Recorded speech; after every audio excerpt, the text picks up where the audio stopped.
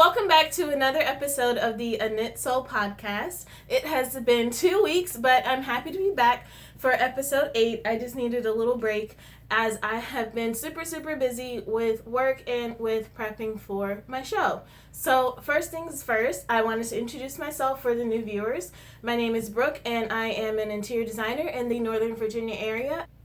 I'm also the owner and designer behind Fully Spun, in which I hand dye roving and have it spun at a mill, and then that is the product that I create and sell to you guys. The intention with that is to create a really cool and beautiful color effect that's similar to hand spun but is more achievable for those of us who don't have the time, skill, and resources required to spin yarn on our own.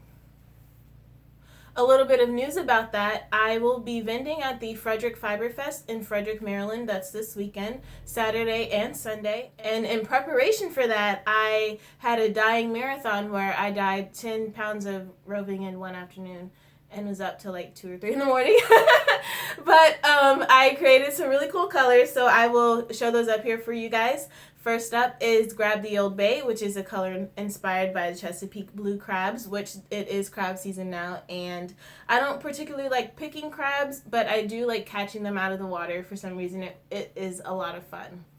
The second color up is Super Green, and that one I just wanted to create like a really good green color, and recently this year was the 20th anniversary of The Fifth Element, which is a movie that I grew up watching, unfortunately, because my mom loves it. And I love it too. It's just like, I didn't know that we've had the movie for 20 years. I just know that half the time we were at home and it's like, oh, let's watch a movie. What do we want to watch? Let's watch The Fifth Element. So I've seen it a million times. And in one of the scenes, Chris Tucker's character asks Bruce Willis, is he feeling green? And he says like some like nonchalant response, and he's like, green, super green. Because Chris Tucker's character is like crazy or whatever. But anyway, that's where I got the idea for the name. But the colorway, really, I just wanted to create something cool and out of my comfort zone, because I'm not a fan of green, but I showed it to someone who loves green and she loved it. So that's something important to me as well, is not just to create things for Brooke, because if it was for Brooke, everything would be blue and gray, and that's not fun. So the next color is a beautiful, fun color, and I'm not 100% on the name yet, but I will be 100% this week, and I'll go ahead and show it to you. But it's like really cool, fun, unicorn type colorway, and it's just a lot of fun. And then the last color is inspired by I-95. I was sitting on the highway in traffic and I was like, oh, this would be a wonderful colorway. So I'm excited to see how it turns out, and I should be getting that yarn back in the next couple days in preparation for the show. And if you'd like to see those images, definitely keep an eye out on my company's Instagram, which is I Am Fully Spun, and on the Facebook page, which is facebook.com/fullyspun. And hopefully I won't bring too many of those back from the show, but if I do, they will be up on the site next week. Alright, now into the knitting. No finished objects for this week, but I do have some works in progress. The first one is not something that you've seen before. This is the Kimba Shawl by Ambah O'Brien, and I mentioned last time that I was going to start it. This is going to be a shop sample, but I obviously doesn't look like I'm going to make it to this weekend, but I'm going to keep trying. It's a little bit, it's a lot to just try to do and focus on all at once. Like, I'm a little bit tired of it at the moment, but at the same time, it is important to be able to show it. So the first color that you see, which are the blues here, that's the blue hole. And this is one of the lighter skeins. Some of the other skeins have more of the darkest color in them. And then this orange color is the beginnings of the chief. And I have that with me right here. So I just pulled out of the middle because I wanted to go with highest contrast. And instead of switching to a third color, I'm just going to stick with this all the way through the end as it continues to chevron. And I think that'll show a good balance of both colors. The next work in progress I am very excited about. This is partially what's been distracting me from finishing this shawl because it's much more entertaining. And this is the big ass Fair Isle blanket that I mentioned a few weeks ago, probably a month ago at this point, that I was starting. I initially wanted to do the Persian Dreams worsted. I got the yarn and I dyed 14 colors for it. I started to knit it and it was just bad. I didn't like the way the increases were working with the color work. It was just really too much for me, and so I was like, no, let me do something else. So I grabbed my my Fair Isle stitch sampler book and picked out a couple patterns that I liked, and then I got on Illustrator, decided how I wanted to do the color striping, and then that was that. So this is the first few rows of it, and a section. So there's a arrow section and then a feather section, and they're about the same size. So the arrow section, when it's done, will be twice of this, once in the white and the blue, and then I'll go on to a feather section in which the main color will be 2 more contrast colors, and then the contrast color will be the navy, and then I'll go back to the arrow section and do that 17 times. And what I'm doing is to make sure that both sides of the blanket are the same in case I run out of a color. I want the halves to mirror each other. So what I'm doing is I'm knitting both sides at once, and I have my stitch markers. Well, this is the beginning, but I have my stitch markers here and a little area on 2 little areas where I'm going to steek it and cut it, and then I'm going to Kitchener the halves together, and hopefully that will make it pretty seamless and cute, and it'll match half and half.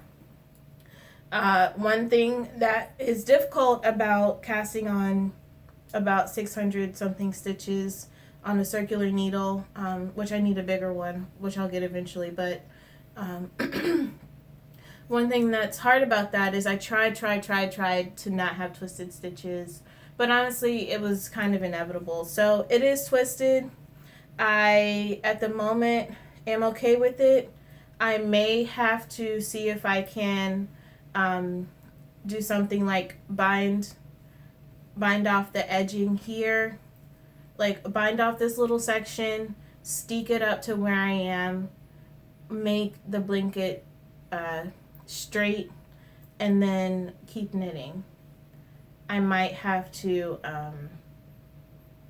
do that at some point, but for now I'm just gonna keep going as I am, and then it may be good to get practice twice cutting my knitting, which is a little scary. So for this, I'm using Wool of the Andes worsted from Knit Picks, which is in my price point to make a whole blanket out of.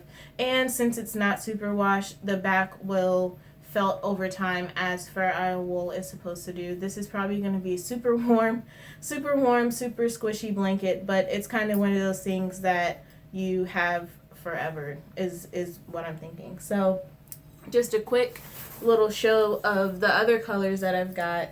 The colors that I was choosing, I was going for more to pull from traditional Persian tiles. And the navy blue is not necessarily traditional. A brighter blue would be more traditional, but I was looking at images of them online to pull from. So that is how I came up with these colors, and all these colors are eventually going to be part of this blanket, and I'm very excited. And in conjunction with that, I have decided that I'm going to do a knit-along. It's going to be called the Make It Hot knit-along, and of course you can crochet or crochet as well. And what that's going to be is a knit-along to make something that it is way too hot to make in the summer. And I had that idea a couple months ago, just because people are always like, oh, I want to make like this like dainty linen top and all of that, and you know, that's fine, like I'm making one of those too, but also it's like I'm starting a blanket in April, and so I want to finish it, and so I'm sure there are some of you who have either languishing blanket projects or new projects, sweater projects, anything where it's really like, you know, you have that moment of, I'm knitting this and it's like covering half my body right now. And this is great, but you know, it's kind of hot outside. And I know here in the DC area, we have air conditioning, mostly have air conditioning because it does get really hot. But there are places in America and elsewhere in the world where people don't have air conditioning. So I totally get it. That would be uncomfortable, and I probably would not be making anything extremely hot because I'm very sensitive to the heat. I hate it. I can't function. I get irritable and angry. And so, yeah, so I'm happy that I have air conditioning. And, you know, it's nice to have it a little bit brisk and then have your knitting to keep you a little bit warm. So, yeah, that Knitalong will go from June 21st, which is my birthday, through August 21st, sort of to get to the hottest parts of the summer. So yeah, so that will be fun. There will be prizes. I have thoughts on what two of those are. Of course, a skein of my yarn, and then I wanted to do a little set of stitch markers, which I'll talk about in acquisitions. But yeah, but yeah, stay tuned for details about that, which will be in the RAVELRY group. Alright guys, the next work in progress is the Deschain sweater, which you all have seen before. It is a cropped summer sweater, and it this is the back, and the front will have a knit lace panel in the middle. Then the front and back are joined and sleeves are made. This is knit out of Barocco something or other. I will have to grab a ball band so that I can put it up on the little title. But yeah, it is a cotton linen, I think, acrylic blend. And so yeah, that's been fun so far. It definitely knit very quickly, and I'm excited to have it done. Up next is acquisitions. I may or may not have bought more yarn from Stranded Dye Works, and I may or may not be buying more yarn this weekend from her. So you all know, last time I showed you, I got the street art colorway on her solo singles base, and I was thinking I wanted to do an exploration station out of that. I am giving a prize to the Kitten Knitalong that's being hosted by Becky Sorensen of the Soprano Knits podcast and her neighbor Heather of the Craft House podcast. And I was thinking I wanted to do an exploration station. So I was looking at her shop update a couple weeks ago, and I saw this color, which is Shiner, also on this solo single space, and I thought that they would go well together. And actually, a couple weeks ago, I was dyeing and decided just to try using the sock blank as a underneath my dye bottles, because usually it gets pretty messy. So I have paper towels, and so I just put this on top of the paper towels, and so that's where the splotches came from. And then I kettle dyed it with some of the leftovers from what I was dyeing. So I was looking at this yesterday because it's just been sitting here on my bench, and I thought it would go well with these colors. And then the last color I pick probably will be something with more contrast. Knit Picks right now has Preciosa on 20% off for the month, and that is also a single-stranded yarn, and I think it's a merino. So that probably would go well. I also was thinking like a good yellow, like you see in the corner here. Maybe I would go with, but we'll see. Maybe I'll do hot pink. Who knows? I can do a whole swath of things. I've also thought about like a good dark gray too, which might be nice because these colors are kind of like, this color is crazy, but it's not super bright or super, it's not very super bright or vibrant. It's just crazy because it's interesting. And so these other two colors are kind of more muted. So that would look great, I think, with like a dark charcoal gray for contrast. and then that would help the colors just live as opposed to being competed with. So that may be what I go with too. And oh, where'd it go? Oh, I also got the Street Art sock blank, which is what I wanted to begin with. And this is just amazing and glorious. And this is the first time that I'm rolling it out for you guys. But it's beautiful. I love it. Oh my goodness. I don't know how she does it, but I love it. It's got like a little flower on it. Oh my goodness, so cute. But yeah, I will be making socks out of this. I have not cast on socks since I started, since I finished my last pair of socks, but it's sort of in the queue, but I've got other things that I need to work on first. All right, the last acquisition, I actually had to wait a little bit to get because I had already spent my money on this. On this yarn, but I saw the stitch markers from Ann Tudor on Instagram. I forget who I saw buy them, but she makes all sorts of little animals and other little shapes, and she makes these by hand out of glass, and I'm obsessed with hippos. Hippos are the unofficial mascot of GW. And so I just think they're really cute and have a sentimental affiliation with them. And so I got a set that is 3 stitch markers and then 1 progress keeper. And he keeps flipping over, but it's of the little butt. And I think that's so cute. And I love these little guys. And they're definitely like very nice quality. Which I like. And here is her little card, which shows a little bit more of what else she creates. And so, yeah, definitely check her out. She is AnnTudor.com. All right, guys, that's it for acquisitions. Up next for Can't Let It Go. I have been loving this weather. Usually, I think always summer you kind of skirt through when you're working. And you kind of just, it goes by too quickly and you don't have time to enjoy it. But this past winter and spring was pretty tough for me, mental health wise, and you know, it can just get to be a drag. And so not only have I been feeling better this past month, but the summer has just made me really feel happy inside, and that's a nice feeling to have.